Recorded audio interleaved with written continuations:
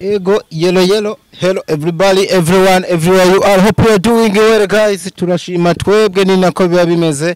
Yamara ushobora kuba ukurikiranye ibintu nkibi utameze neza, wihangane uzirikane yuko atawuhora babaye Ejimani zo kwibuka nawe hari umubabaro haza umunezero wongere utwenga ibihe niko bimeze bigenda bisimburana. Yamara umuhigwe n'uvyakira akamenya kubibamo. Ino ni Diko Entertainment mu kazi kayo tubahereza ibikorwa mvabwenge hirya no hino tukamenya ngo bimeze gute. Nibaza yuko umuntu mutangiye kuraba muba munezerewe cyane kuko mwamukeneye muri benshi, hari byinshi mukeneye kumenya kuri we, ariko kandi mvuze we abahese n'ibindi bintu byinshi mukunda harimo igikorwa mutegereje muri benshi. Nibaza yuko ngo agiye kuva hano akibahereje mu ntoki zanyu, yitwa Master Planner Masterpiece ni Amede Manirakiza.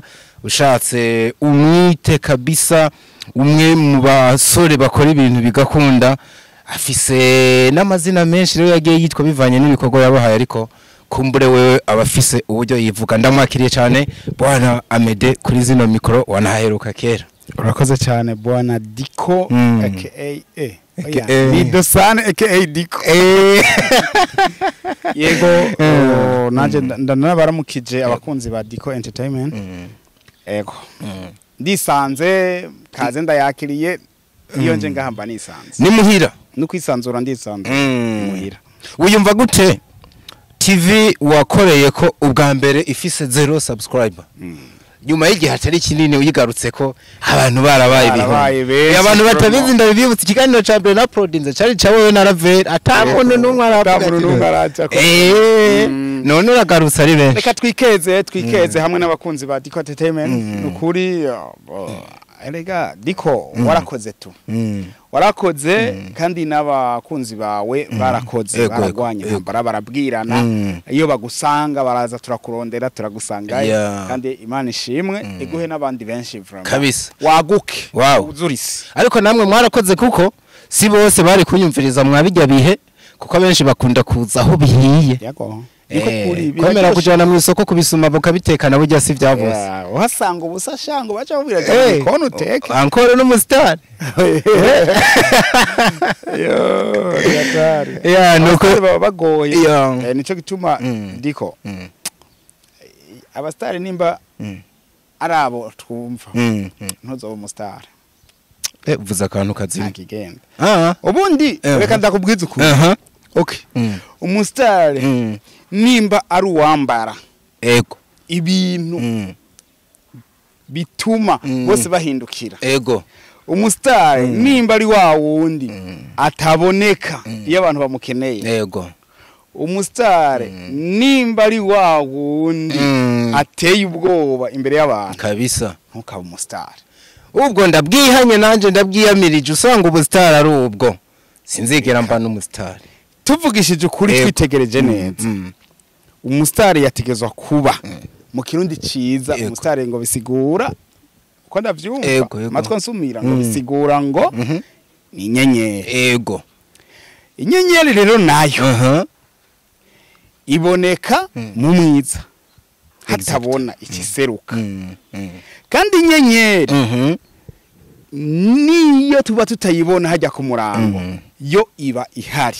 Eka na nyenyeri ngo ntizizima ntaho zija nukuvuga ziba zihari zirindiriye ko hari duba hatabona ziza. Ego iyo hari amahoro muri mako umustar aseruka kugira aboneshe aho ahatabona. Wow nico bari bagiriye umustar kuvuga wewe nimba ufise ibihangano vyawe bintu boteguye ibikorwa vyawe nibiza hajya abantu bari mu bujiji mu bugugu ukaza nk'inyenyeri ubase ubereka ibikorwa byawe bibereka kuntu bakwiye gufata inzira nziza. Wow uberekera ahatabona hakabona kubw'ibikorwa byawe nico tubacha kwita umustar kubw'ibikorwa byawe hatabona hakabona.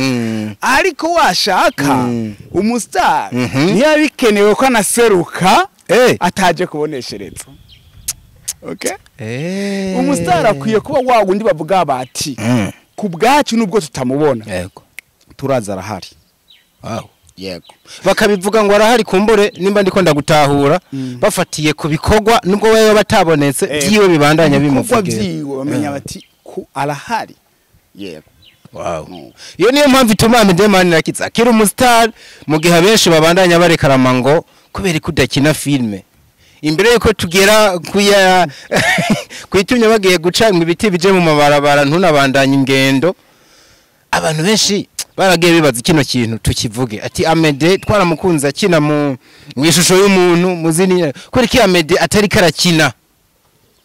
Mugabo mbaye nk'ugwa akagaruka gato Amede nubwo atakinye hakaboneka ibikorwa Amede yagizemo uruhara kandi bikaba biri all top. Mugo uwo ni jewe banza ubwire impamvu abantu tari kuri acting. Impamvu ntariko ndagitinga bashaka kukubona wagitinga. Bo hari ibintu abantu batariko baratahura. Yabo dukorana ibyo dukora ibikorwa bimwe. Yaba n'abakunzi bacu nyene. Muri filme ubundi cinema ukuntu imeze ifise ibisata byinshi. Yego. Byasaba ko umuntu yiyoriyana mu gisata abona donc kimukeneye. Benshi tuza muri bino bikorwa tutazi ni ico turondera neza. Ni naco gituma batwita abakinyi. Burya ni batwita abakinyi. Twese aba director aba cameraman kandi ninze bakora bavanga umukinyi wa film bakwitwita umukinyi. Yego. Nituratahura. Rero ariko muri cinema hari bisata byinshi. Hari kuba umukinyi ni kimwe mu bisata bikenewe muri cinema. Yeah. Nukuvuga rero mwico gihe rero jewe je sindi umukinyi abantu bavyumve je sindi umukinyi jewe ndi umudirector nkaba n'umwanditsi kwanza je muri cinema ivyo bikorwa nivyo bikorwa byanje iyo mu bikorwa iyo muri dufate muri BMT niyo yiwanje iyo mbuze mu ivyo bibiri ndahangayika ku buryo nguma nibaza mbasha biraza kugenda neza birashobora kugenda neza nivyo mugabo mba numva no hangayika ariko iyo mbuze mu bakinyi simpangayika kuko haba haje babikora neza gusumba uko ndabikora akakantu ariko rero wa mugabo we hari n'abantu bagukundiye iyo side udakunda kubamwo cyane mu gihe ubanye nk'utayibamwo cyane ubwo nibihava bifatwa nko kubirengagiza ukabima ku wundi munezero bari bagukeneye ko wiyongera ku wundi uri kurabaha kuri zindi side zibiri n'ubundi buri kurakora.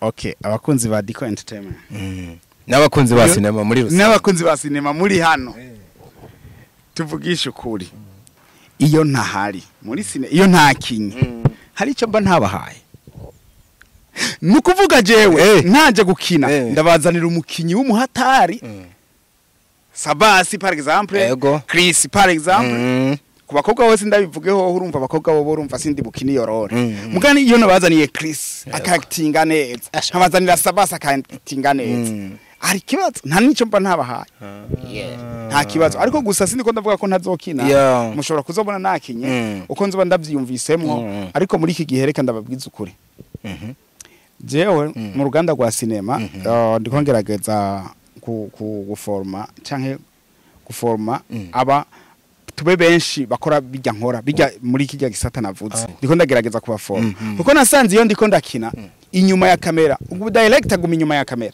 inyuma ya kamera haba hari kantu ka vide kuko nari mfise je yari giti wenyene giti murakunda kubona yanditswe ko ngo assistant director rero giti wenyene ariko aramfasha ngiye kwagitinga nasanga nakizinye nabi na cinema ikabiha ukuntu bo ntiyabiha cyane ariko nibi ntaguha cya kintu washaka byo nashaka rero mbaye ngiye inyuma nkabona ndiko ndatanga turafatanya na Fisto urabona na Fisto ntigeraje imbere ya kamera aho inyuma tubifatanije turi babiri ibintu bicegenda neza nkuko dushaka nkuko bama babibona ubu turi ko turongeramo nabandi ku buryo naho nzovuga nti ngiye imbere ya kamera ngira nkine cinema inyuma nzoba ndahaziga nk'abantu batatu umwe agakontorora uburyo nkina uwundi akaraba ukuntu mvuga amajambo uwundi agakontorora uwo turi ko turakina ukuntu ari karakina aho nzoba meze neza nukuvuga ngo nimba ndabitoye ufise yindi nyubako ufise ikindi gicapo c'ibintu uri kurarema ariko kandi ikintu nakuyemwo nuko ibyo bagukeneye byose ntibaza kubibona niba tanabona wewe answa guca baraza kukubona mu ishusho y'undi muntu nkuko bamaze imisi bakubona muri Sabasi nko bakubonye muri Chris ubikora bikagenda neza cyane ubonye Sabasi ari karakira muri filme yiwanje umenye ko ari biriko biragenda neza kubera nagiye inyuma ntagiye je gukina